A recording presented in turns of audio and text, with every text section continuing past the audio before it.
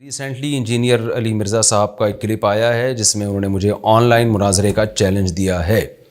اس حوالے سے چند باتیں انجینئر صاحب کی خدمت میں بھی رکھنا چاہتا ہوں اور عامت الناس کی خدمت میں بھی رکھنا چاہتا ہوں. تھوڑا سا ہمیں ماضی کی طرف جانا پڑے گا. آپ کو پتہ ہے کہ 1 سال پہلے میں جہلم گیا تھا، اس کا پس منظر کیا تھا. انجینئر صاحب نے بہت سارے باتیں کی، علماء کے خلاف، علماء دیوبند پہ الزام لگائے، اہل حدیث علماء پہ لگائے، بریلوی علماء پہ لگائے، اور بہت کچھ، خاص طور پہ حضرت معاویہ رضی اللہ تعالیٰ عنہ پہ بڑے بڑے الزامات لگائے. پھر فروعی مسائل میں بھی بہت سارے مبالغہ آرائیاں کی. رفع الیدین کے مسئلے پہ جو احناف پہ انہوں نے رد کیا، اور خواتین اور مردوں کی نماز کا مسئلہ، بہت سارے مسائل. یعنی اگر میں ان مسائل کو بیان کرنا شروع کروں تو شاید ٹائم اسی میں پورا ہو جائے گا. لوگ مجھ سے کہتے رہے کہ بھئی اس کا جواب دیں، اس کا جواب دیں. میں نے کہا ان سب باتوں کے معقول جواب ہیں ہمارے پاس.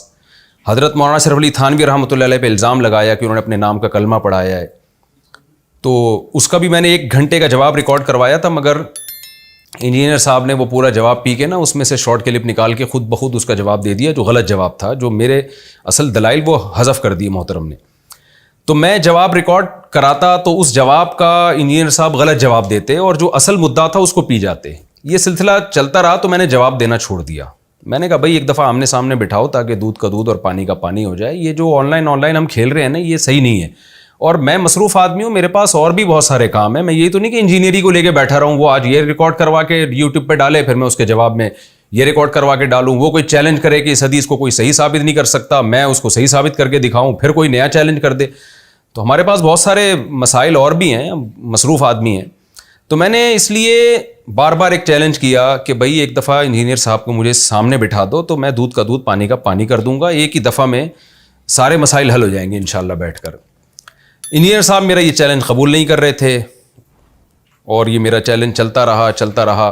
لیکن انجینئر صاحب نے جب چیلنج قبول کیا تو وہی چالاکی کی جو انہوں نے اب کی ہے. وہ چیلنج انہوں نے جب قبول کیا اپنے فینس کے دباؤ میں آ کے، اس میں انہوں نے کہہ دیا کہ المہند المفند پہ بات ہوگی، بس اس کے علاوہ کوئی اور ٹاپک پہ نہیں ہوگی.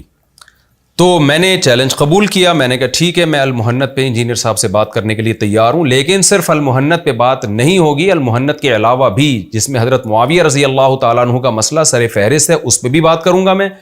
اور رفع الیدین اور تراویح پر جو انہوں نے بڑے بڑے جھوٹے دعوے کیے ہیں، میں ان دعووں کو بھی ایکسپوز کروں گا. اور انہوں نے جو چیلنجز کیے ہیں ان کو بھی میں لوگوں کے سامنے لے کر آؤں گا. وہ چیلنجز انہوں نے کیے ہی اس لیے تھے کہ اس کو یہ فیس کر سکے. تو اب کیوں میرے سامنے جب فیس ٹو فیس بیٹھوں گا تو وہ چیلنجز پہ بھی بات ہوگی. لیکن انجینئر صاحب وہ تمام چیلنجز کو پی گئے اور مسلسل اصرار کرتے رہے کہ نہیں جی صرف المہند پہ بات ہوگی.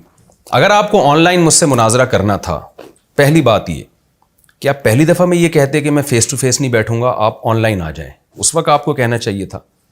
اگر آپ کو مجھ سے آن لائن مناظرہ کرنا تھا تو جب میں 48 گھنٹے جہلم میں رہا ہوں اور میں نے کہا 48 گھنٹے کا ٹائم ہے، تو آپ پازیٹیو رسپانس میں یہ کہہ دیتے کہ ٹھیک ہے میں نے بلایا آپ کو، میری غلطی ہے، لیکن میں آن لائن بات چیت کے لیے تیار ہوں. اس وقت آپ کہہ دیتے. پورے سال آپ خاموش رہے. اب جب حضرت معاویہ رضی اللہ تعالیٰ عنہ کی آپ نے کھلے عام بے ادبی کی ہے اور میں نے اس پہ اپنا احتجاج ریکارڈ کروایا، تو اب آپ اپنے فینس کے دباؤ میں آ کے کہتے ہیں کہ جی میں نے آن لائن مفتی صاحب سے بات کرنی ہے. تو میں آن لائن بھی بات چیت کرنے کے لیے آپ سے تیار ہوں.